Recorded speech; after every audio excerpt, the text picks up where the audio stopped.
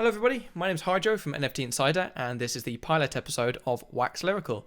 Now, about a week ago, I got to talking to mBlu from Uplift.Art, the Uplift Worlds, LGND.art, and YoshiDrops, just about his goals and aspirations in the NFT space, the philanthropic side of what he does, and where he thinks the WAX blockchain will go in future, amongst a whole host of other things. This was originally supposed to be a written article for NFTinsider.io, but after partaking in the conversation and then listening back to the audio, his drive and his passion and his energy especially comes across incredibly well in a way that written words could never live up to. So I knew that you guys had to listen to this. So that's enough from me. Here's mBlu. I hope you enjoy. I guess we'll just kick off now. So we're just going to want to get a bit of a background on yourself first, Michael. So can you just tell me a bit of information about you, your background, and how you got into the NFT space?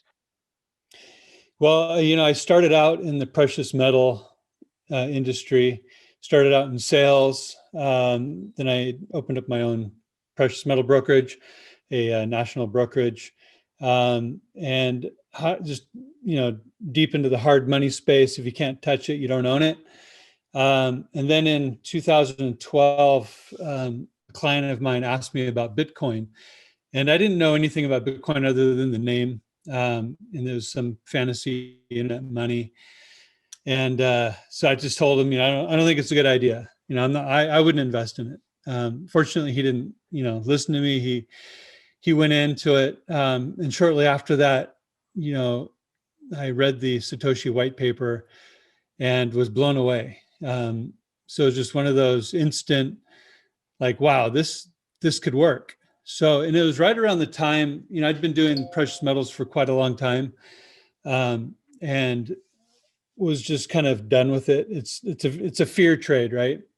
So you basically want to buy it to hedge your bets against the demise of the US dollar. So it's not a fun conversation to have with people, day in and day out, like, get gold because the dollar's crashing, right? It's just, even though I do believe still that it's a good idea to hold physical gold and silver to some degree, or at least have access to it, it's just not a pleasant topic to be talking about.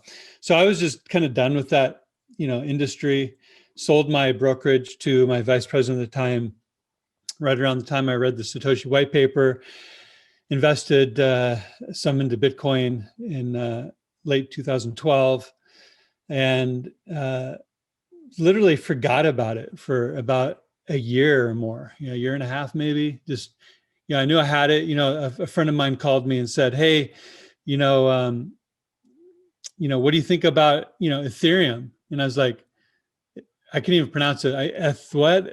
What'd you say? It's like Ethereum. I haven't heard of it. He goes, "Oh yeah, it's like the next Bitcoin, right? But this one does more stuff." And so I went to, I think it was the Ethereum Foundation website or some Ethereum early day website. And this was right in the beginning stages of Ethereum, being launched in public. I went and I explored it, and I was just like, right, like, wow, like I was impressed with Bitcoin, but then I saw the use case of programmable money, basically, right? So you've smart contracts, you can now program value. So I immediately was like all in. I was like, whoa, this is it, and the deeper I dove, the more I bought in. And I just eventually went full time into crypto, mainly, well, fully as an investor the first 5 years or so, right? It just, it's, in the Telegram channels and the Discord channels, in and out of different ICOs and different projects, hitting the rockets when they'd hit, and, selling out early or selling out late or whatever, right? It's that whole, fiasco. But it was exciting. It was, volatile. It was very educational. You learn about human psychology, and, there's new terms, HODL and FOMO, and, it was an exciting space to be in. And a lot of, I met, the most brilliant people ever in my lifetime have come out of being in the crypto space. then my wife and I, we have two boys, natural born, and then we wanted to adopt a third, and so we adopted a young girl from Haiti. Took us 4 years to go through that paperwork and bureaucracy and red tape, and so trips back and forth to Haiti. In the blockchain space, I saw an opportunity to disrupt the charitable space with blockchain, and so ultimately, Uplift.Art was formed out of that whole. That's another hour-long story, but eventually, Uplift.Art, which I define as a philanthropic organization that leverages blockchains and NFTs to do as much good as we can in the world. That formed out of that whole journey. And Uplift.Art, which we've raised close to $2 million for Haitian roots in the last 6 months. It depends on the price of wax, right? But it's roughly around $2 million. One for food programs for the schools and to build schools in Haiti. So we're just getting started, and we're seeing a great opportunity here.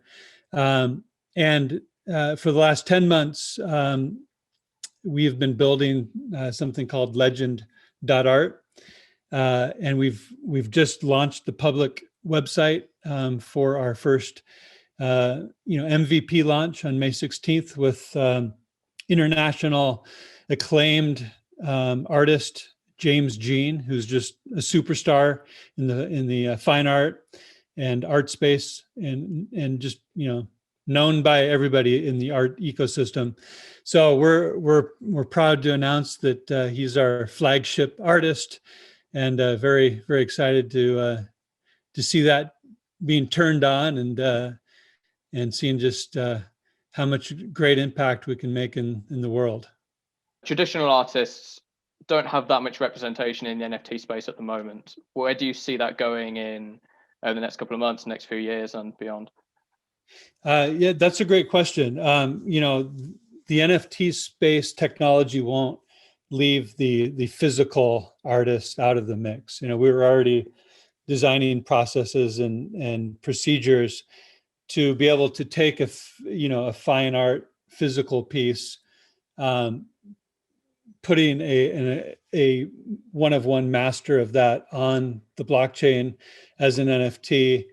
So that'll be kind of like the registrate receipt for the physical piece. So if you own this, and you can decide whether or not you want to have that stored in a climate-controlled, secure location that's designed for fine art storage, or you can choose to have that transported to your location or to your gallery of choice. So that's one of our processes, as well as we've architected and almost completed. It just needs further testing and a few more tweaks here and there, but we're able to actually take a physical canvas and fractionalize it, so you can have a whole community buying that one epic piece. So it could be a several $1 million piece that would be stored in a climate-controlled, secure art facility, and so you could have a whole community buying a fraction of that piece and having those fractions liquid on a global marketplace 24 hours a day, 7 days a week. Oh, that's fantastic. I guess that kind of moves on to the wider question of art and NFTs. My personal view is that NFTs have made art a lot more accessible to the average person. Myself, as an example, I wouldn't have said that I was massively into the art space in general until NFTs came along, and then I became involved. What would your thoughts be on how art and NFTs interact? Well, it's really just the first low-hanging fruit use case, right? Well, for years and years, I mean, since probably the beginning of time, the artist has been really marginalized, taken advantage of, and used, right? So even in today's world, we have artists that produce amazing works of art, and everything's digital these days, right? And so you have these artists that are creating these masterpieces and then sharing them on Instagram, right? And that gets stolen, and used, 36 different ways, from T-shirts being created in some obscure place on the planet to, other use cases for their art. And the artist never sees any royalties from any of that, right? So by being able for an artist to create an account, upload his art, secure that to an immutable ledger forever with his name or her name attributed to it, time and date stamped on a blockchain that can't be changed or altered. It's math. It's 1 + 1 = 2 in a court of law. It's evidence. It's truth, right? So just as you can't argue 1 + 1 = 2, and if you say it's 3, the judge is just going to look at you sideways. So by putting that art on the blockchain, time-stamped, it's immutable. The transaction history, the ledger will show that and prove that. Very easy. It's easy to identify within seconds. You now have a tool for artists and creators of all types, not necessarily just visual artists, but it can be musicians, sculptors, fine artists, you name it. We can talk about other types of use cases as well, because the list is very long. But now you have this tool for artists to be able to truly own and prove the ownership and creation date, timestamp of that piece. And now they can offer that piece to a global audience 24 hours a day, 7 days a week, in such a manner to where each time that gets sold or traded, the artist automatically gets that royalty kicked back to them on the ledger. So it's transparent and verifiable to any party that wants to audit it. So this is just the first, really needed use case that was just easy to deliver upon for the world. And we're seeing that, all around us every day. So, where it goes from here is I truly believe that this will impact the entire digital economy worldwide, from concert tickets to coupons to fine art to music to, films, to contracts, to real estate. The list is long. So those are, some of the easy bullet points that the NFT space will definitely touch. Absolutely. And NFTs are certainly in their infancy, and they can only really go upwards from here as they get further adopted. If we go back to Uplift.Art, obviously a big part of the philanthropic message of Uplift is this win-win-win economy. Could you explain your thoughts on that is and what those words mean to you? Oh yeah, happy to. Now this really started back,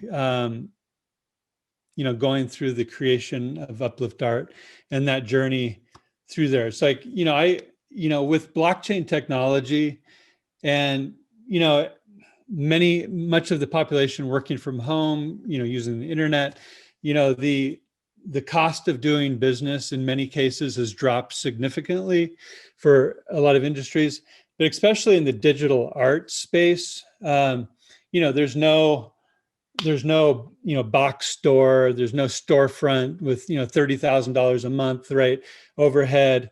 There's a lot of cost savings in the digital economy. So knowing this, and if you structure a business properly in this space, you can generate enough revenue to where everybody can eat, right? And better than eat, where everybody can have their win, right? So what I really want to do is I wanted to focus on a philanthropic challenge or idea, anywhere from green energy to food to building schools. Our first focus was on building schools in Haiti because that was near and dear to me, adopting, a young girl from Haiti.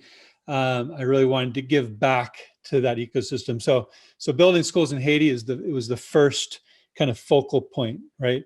But over the time, as time goes by, and and we become more and more successful, we want to open that up to other initiatives. So the WinWinWin really came from as a new type of organization. We didn't want to become a 501c3. In reality, we started out as a 501c3. But I jumped into that space without really knowing that space. I came home from a trip from Haiti, and I was thinking, I got to do something here. It's just, I see a way forward. Things are a mess. There's people that need help. And I just jumped in. So first thing you think, I'm going to start a charity, right? Like that's just where you go, right? So I jumped in, I started a 501c3. And then as I learned more, I saw that I jumped in over my head and I didn't really understand what was going on. So I hired this consultant who manages large charitable endowments. We're talking about billion-dollar funds, right? So I paid him $600 an hour to give me, for 2 hours, to give me a quick education on the charitable space, right? To help me kind of navigate this, because I was in over my head. I needed some help. So at the end of that 2 hours, what became painfully obvious was I didn't want to have anything to do with the nonprofit world. I mean, I don't know about other parts of the world, but from what I saw and what I gleaned, the charitable space in the United States seriously needs some help. It's broken from my perspective. It's in many cases very corrupt. There's a lot of legal loopholes. There's all kinds of just crazy shenanigans going on. And I didn't want to be a part of that. That being said, I still had a vision of how I wanted to help, right? So I wanted to create a new type of philanthropic organization. And out of those ashes rose Uplift.Art, which is a philanthropic organization that's leveraging blockchain and NFTs to do as much good as we can. We call that the win-win-win economy. The charitable partners or philanthropies that we work with, philanthropic partnerships we engage with win. The organization wins, which is Uplift, and the community wins. And that community includes any artists or talents that we're working with as well in these drops. So it's always been my philosophy and my belief that when people in your organization feel like they're winning, everybody's win is different. I mean, your win may be completely different than my win in life, right? So I wanted to create an organization where people felt honored to be a part of, like almost like, yes, I'm working for, Apple, or I'm working for Google, because they take care of their employees, right? It's a fun environment.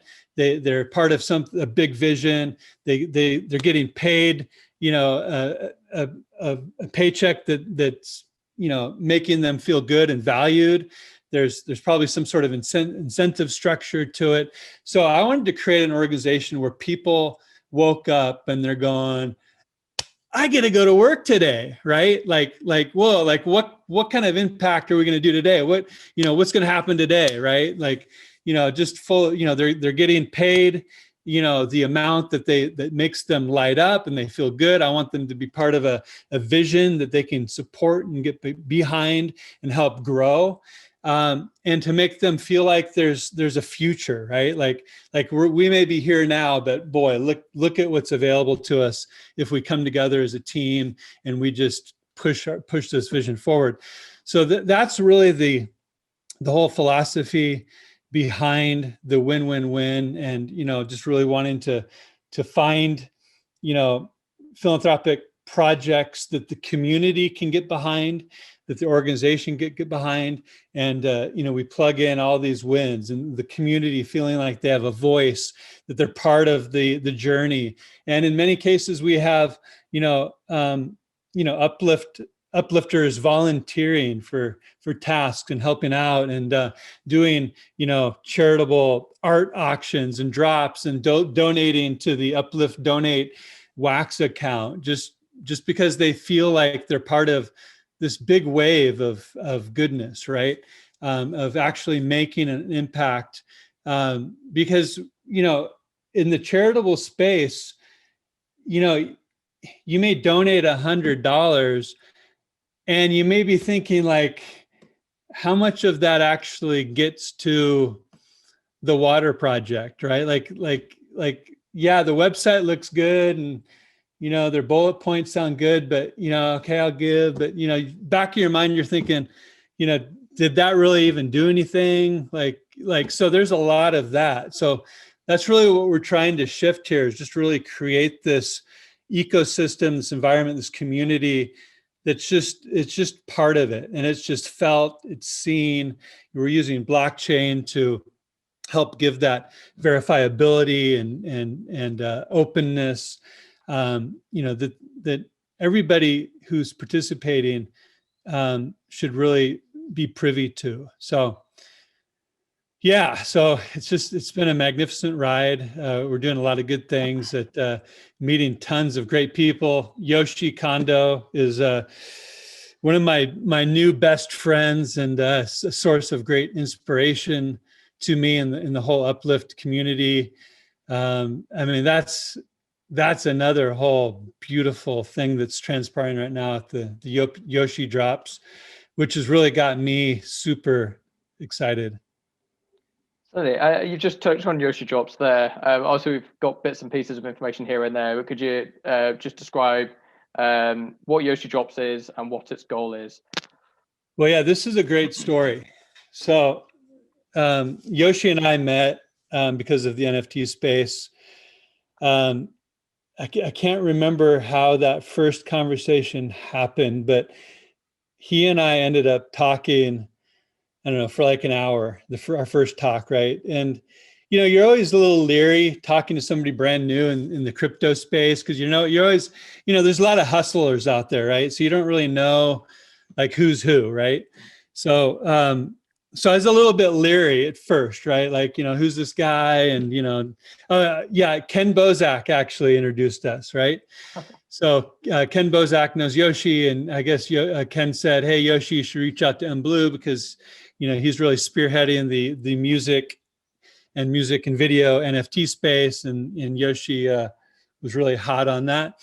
And so Ken introduced us, and Yoshi and I started talking, and and it was soon after that, initial phone conversation that I immediately felt Yoshi's heart and what an exceptional human he is. And he really opened up a lot of beautiful doorways for myself and for Legend and for Uplift.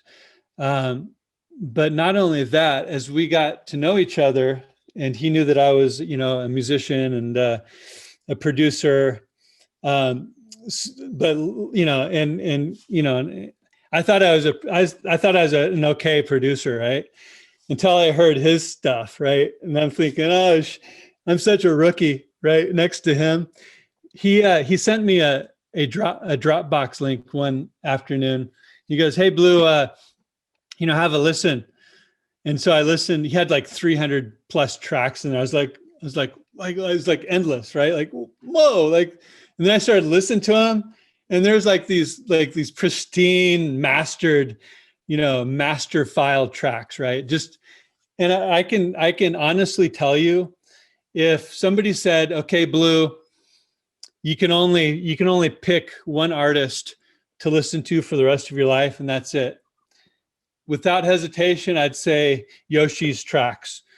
I would just put those 300 tracks on loop and just be happy as a clam, because it's just my jam. Like what he does, I love it all. It's so varied. There's so many different tones and types and beats and rhythms, but it's just exceptional, right? So he sends me this Dropbox link full of these masterpieces, right? And he goes, "Hey, Billy, yeah, just, do whatever you want with them." And I'm like, what? No, really? And so that started like I started thinking like this is a gold. This is awesome. So then I just started like thinking about it, and it's like what's the best way to use this, right? Like, not that I wanted to like take it and use it, but I wanted the world to know who Yoshi is and what a gift his sound is. And so this is an opportunity for mBlu to basically show the world like, hey, wait, let me see if point it there. Hey, world, according to my Zoom link, we got a tremendous human being here who's a superstar, and take notice, man. And so to be a cog in that wheel, to be like a piece of that spark to push this magic out to the world in a meaningful way, and at the same time disrupt a music industry that needs seriously to be disrupted, because it doesn't take care of these artists, these creators, these producers, these composers that are just getting ripped off left and right. I mean, they're the ones that produce this stuff. They're the last ones to get paid. And most of the time they don't even get paid. And that pisses me off. So to know that I can be a change agent here, and at the same time, get Yoshi's music out there, and him as just a human being that's, in my opinion, just a gift to the world. That I think this could be one of my, other than my children, this could be the thing that I look back on when I'm 90 or whatever on my deathbed and going, yeah, I was part of that. Yeah. So it excites me. It excites me more than anything. Making a crap load of money on something does not excite me as much as, getting Yoshi's music out to the world in a meaningful way, and to, because I truly believe it's a gift. And this is unfolding, pretty quickly, and we've got some brilliant minds helping us put this together. And I'm so excited to finally just push it out to the world and get people as excited as I am. No, that's fantastic. I've listened to a couple of Yoshi's tracks myself. I completely agree. I'm just blown away, and I think what you're doing through YoshiDrops is going to be huge. So you've got this this carbon offset sort of idea you've got going behind Yoshi as well. Could you sort of touch on that and why that's an integral part? Yeah, especially in the artist community, a big portion of the artist community is like really up in arms about this whole NFT thing. It's like, I think a lot of it has to do with they don't completely understand the use case of NFTs. They think a lot of them think it's just this money grab. It's just, they call it money grab or money laundering, or it's a scam, or it's like, I could just screenshot the image, so they're not getting the fact that by artists securing their IP on an immutable ledger for all time that has their name on it, that alone is a magnificent use case that is available to artists now to secure their IP and prove their authorship of that, right?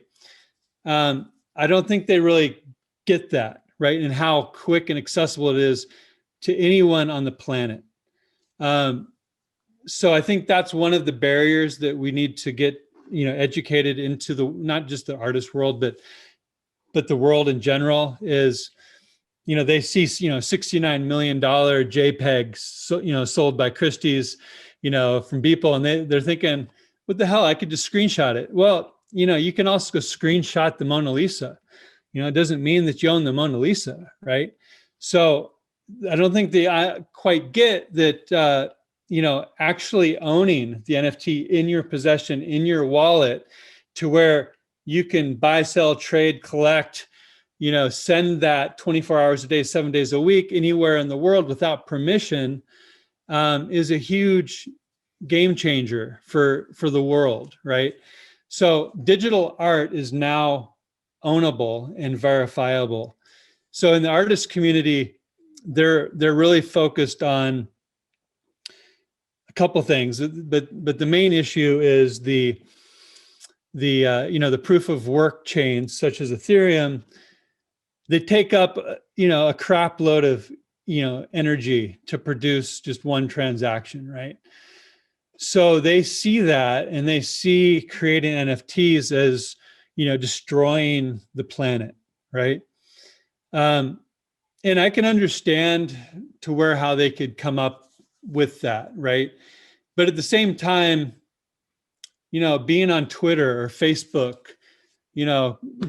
going to the movies or streaming movies on Netflix or Amazon, they all have these energy costs that are, quite large. So if we're going to attack one industry, we should attack them all, right?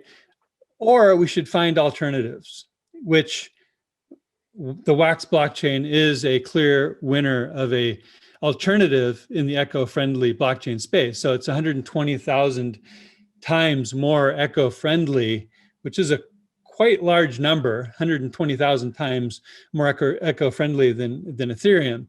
So we do have an eco-friendly alternative to produce NFTs in the world, which certainly will not destroy the planet any more than Twitter or Instagram or Facebook does, right?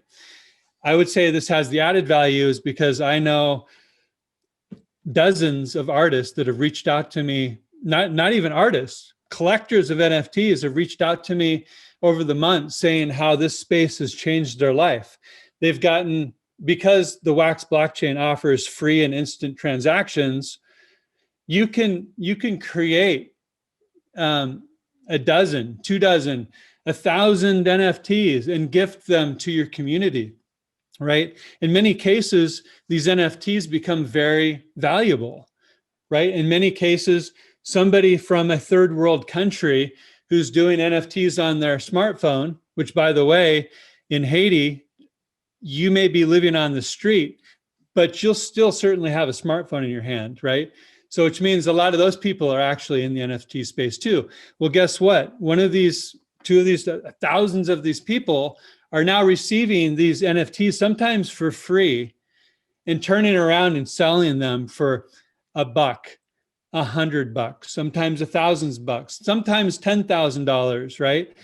Which can be life-changing to a lot of these people. And I get these comments all the time from people saying, thank you for, because in the Uplift.Art ecosystem, we gift a lot of NFTs for different promotional reasons, right? And I've gotten some very touching,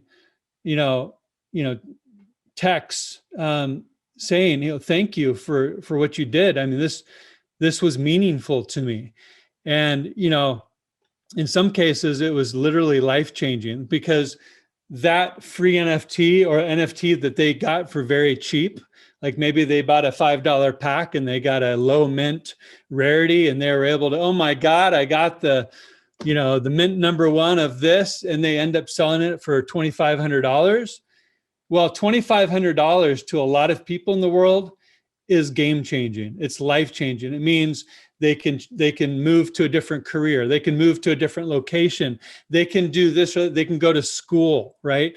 There's so many of these stories happening in the world today that I think this artist community hasn't, fully grokked yet, because they're focused on, oh my God, this is destroying the planet, right? We're leveling the rainforest, right? There are alternatives. There's the WAX blockchain, which is eco-friendly, where magic is literally happening. Lives are being changed every day. It's an amazing opportunity. And so I would just, recommend to all those people that are really fudding and fearful and disdainful of the NFT ecosystem to really dig in and really learn about it before you call judgment, because even with all of that judgment, it's going to impact every one of those people's lives, whether they like it or not, because this is a technology that's not going away. It's going to be in every aspect of our digital culture in the coming years. So it's kind of like back when email was first launched, right? It's the same type of people that were probably yelling at the screen saying, this is BS. This is, who's going to want this email stuff? And they had all of their reasons why email wasn't going to work, right? Well, guess what? Everybody's using email now. And then the evolution to that, texting, and now we've got all these instant messengers and on and on. So NFTs is the first layer. What's going to evolve out of this is just like what evolved out of email. We had email base layer, then you have all these messaging apps and so on and so forth. So this is a technology that's only going to blossom and expand over the coming months and years. I think I saw a Twitter thread a couple of days ago by somebody saying, why is wax so undervalued in their opinion? Why is it only 20 something cents, whatever it is at the moment? Where do you think wax is going to be in the next year or so, or let's say next year, next 5 years, next 10 years? Where do you see wax developing? Well, wax is different than any other blockchain in the space for a couple of reasons. One, the leadership team of the WAX blockchain are the global leaders in digital assets, bar none. They're from Opskins, which was a $1 billion revenue digital asset trading ecosystem where they just sold skins for video games. It wasn't even NFTs, no blockchain included. They saw, William Quigley, who's the founder, CEO of WAX, / Opskins. He was the second angel investor in the Ethereum ecosystem. He created Tether. He created Mastercoin, which was before Ethereum. It's what Ethereum was basically inspired by, right? So we've got the OG of the whole smart contract ecosystem, the OG of digital asset trading, originally building on Ethereum, quickly saw that Ethereum wasn't going to scale and wasn't going to work, and then saw the EOS.io tech stack and said, that's the one, that's the technology that's going to make this work. They took the EOS.io code base, created their own chain called the WAX blockchain, purpose built it for NFTs specifically, and it's been battle tested for the last 3 years, hardened, and it's a whole global development community that's just innovating day in and day out, adding all kinds of goodness into the ecosystem, and it's just exponentially blowing up. I mean, we've got so many big names building on the WAX blockchain. I think LGND.art all on its own and the Uplift world all on their own will enable WAX to go mainstream, but we've got some superstar giants alongside us as well that will do that as well. So we've got the juice, we've got the talent, we've got the ecosystem, we have the businesses building on WAX to make WAX a superstar in the blockchain space. Now, the reason why the actual price of WAXP hasn't done its moonshot yet is a gift, in my opinion. Speaking only to my friends and colleagues that haven't invested yet, take a serious look, because I think it's a golden opportunity right now before blast off. There's not many, if any, legitimate crypto projects that have real world use case, that have real world businesses and platforms and communities using it. I mean, WAX is the most used NFT blockchain in the space, right? So we've got some real balls growing here. I mean, I don't think there's a crypto in the space that has this much functionality that's actually been working for 3 years, battle tested. This isn't an idea. This isn't a pipe dream. This isn't like someday. This is now. This is like full speed, rock and roll Ferrari, going down the track, winning the race, right? There's not many of those cryptos out there that haven't mooned, right? So take that for what it is. I would take some time. I'd take 3 hours and really dive into the WAX P ecosystem, because this train ain't going to wait for you, man. This is, I mean, not investing advice, but I bought yesterday again, if that tells you anything. Obviously, as WAX grows, the work that Uplift.Art will be able to do in the philanthropic sense will also grow. I think what you're doing is really sort of bringing in a new era of philanthropy.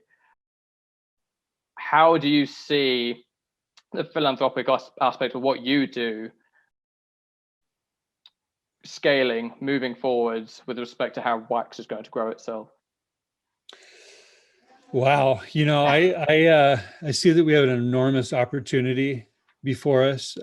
Knowing that we've raised nearly $2 million in value in the last 6 months based off of proof of concepts, throwing mud up against the wall, just basically peddling on good intentions, right? Figuring things out as we go, duct taping some things together time and time again, right? Because we move fast. And, Corey, one of my partners, he and I, laugh a lot. It's like, all you need is a lot of duct tape, right? It's like, because when you're talking about such a fast evolving space, with a global, marketplace, a global ecosystem of innovators, right? There's always new things happening, right? So, and the ideas and the innovation is just flowing out from the entire team.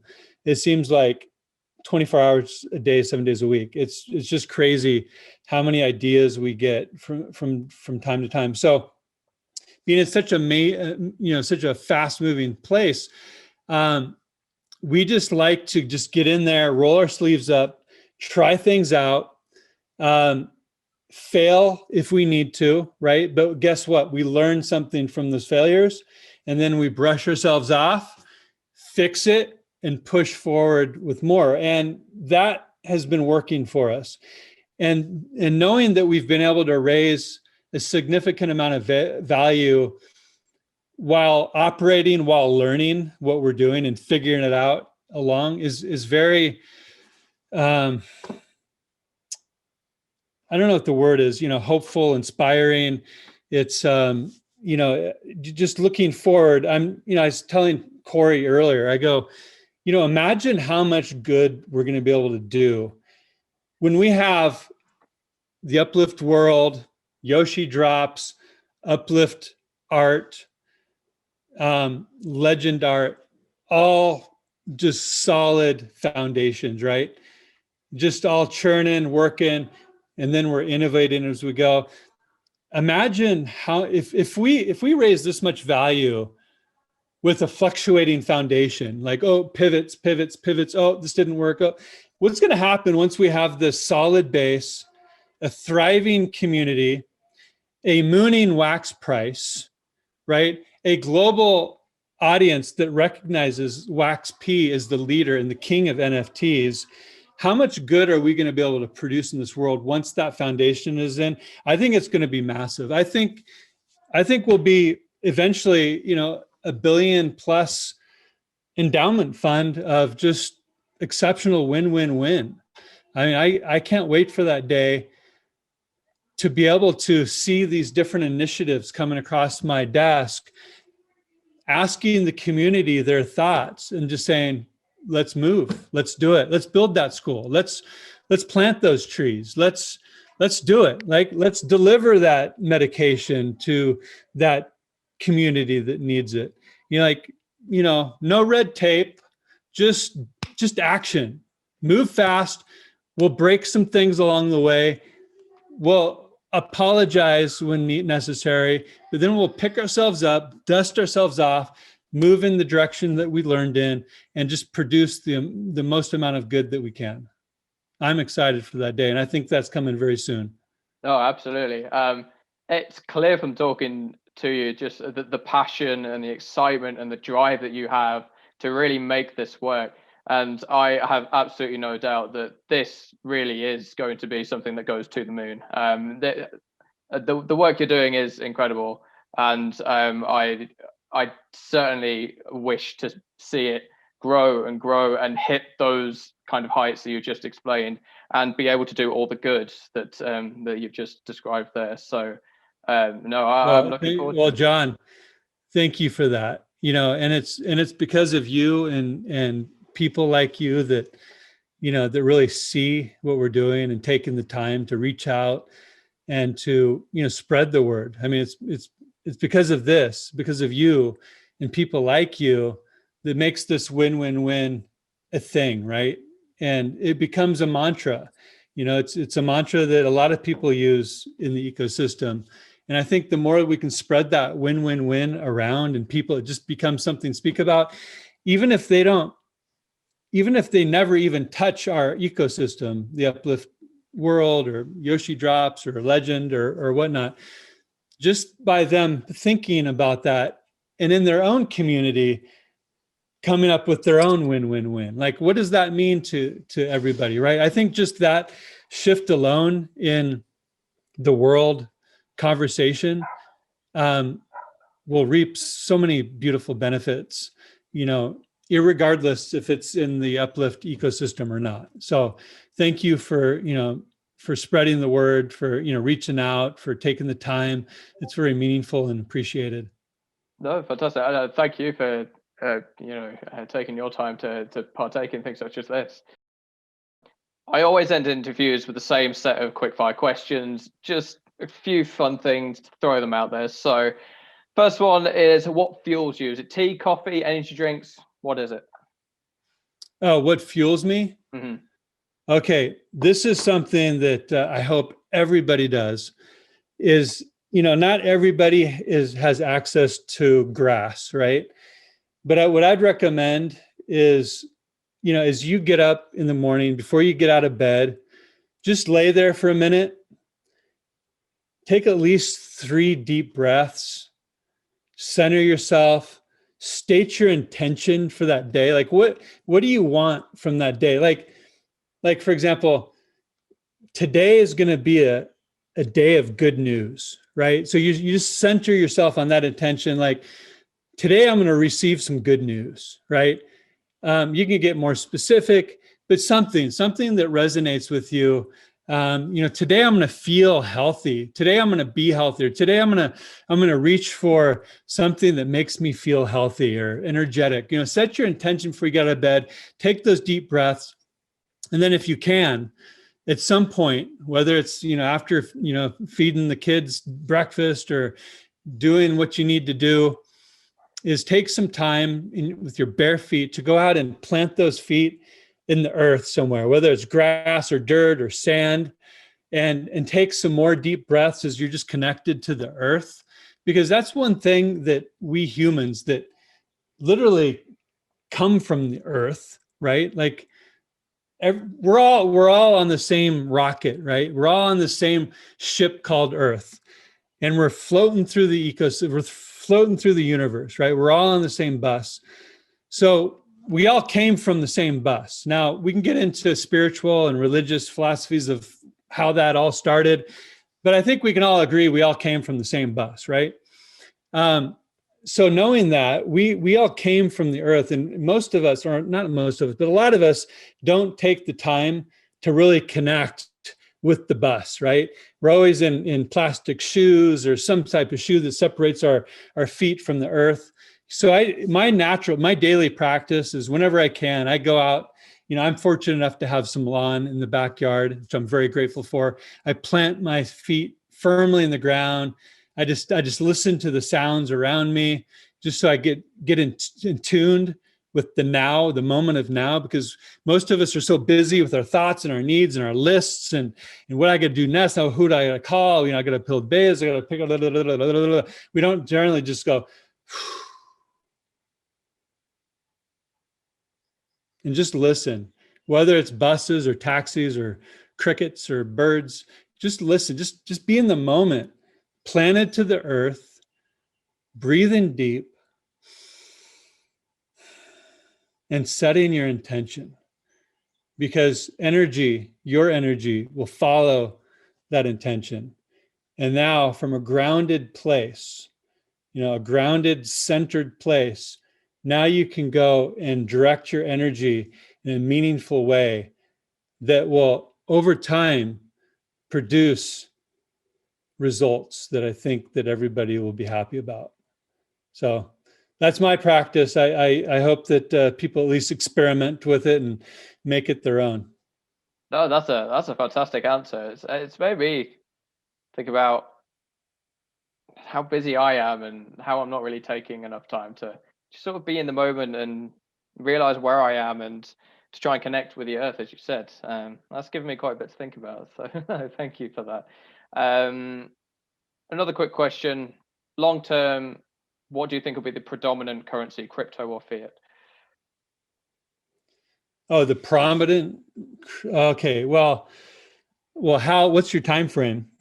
Because I mean, eventually, the human race will reach such a level of awareness that the whole corruption component will be gone, because we'll just be self-aware, actualized beings.